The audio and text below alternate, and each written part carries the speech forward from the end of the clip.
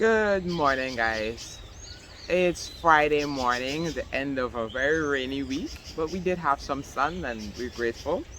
And it's a sunny morning. We don't know what the rest of the day will hold.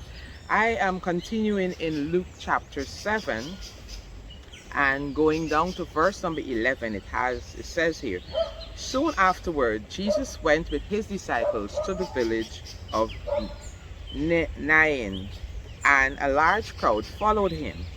A young man who had died was a widow's only son, and a large crowd from the village was with her. When the Lord saw her, his heart overflowed with compassion. "Don't cry," he said. Then he walked over to the coffin and touched it, and the bearers stopped. "Young man," he said, "I tell you, get up." And the dead boy sat up and began to talk. And Jesus gave him back to his mother. Now, it's a very interesting story, and it talks about who God is. Many times we're in situations of this, where for people to say, old house upon old house. So here was this woman, her husband had already died, and in that society, the man was the forefront of earnings. And her husband had already died, and so that meant that she didn't have a covering. But if she had a son, then her son can grow up and be her covering and do certain things for her. And then he died, her only son, and so it was a very dire situation for this woman.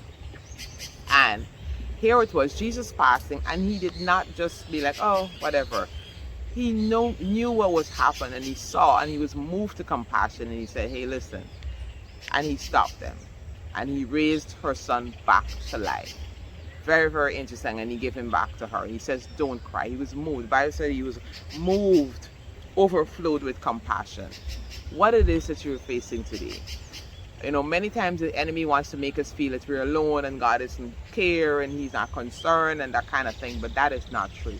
Whatever it is that may be bothering you, I know I'm in a position where I can totally use a resurrection of certain things. There may be things that, seem to have died. One bad thing happened and then another one, and it seems as if it's another one. Don't be fooled by the enemy. God is very concerned, and in the same way, he is willing to come to resurrect that situation and give you back what it is that you need. Give you back your joy. Give you back your financial control. Give you back control over that situation. Give you back whatever it is that you felt you have lost, and it's kind of crippling to be without this thing. He is there, and he is more than willing to come into your situation. He's more than willing to be compassionate. The Bible says he's moved by the very feelings of our infirmities.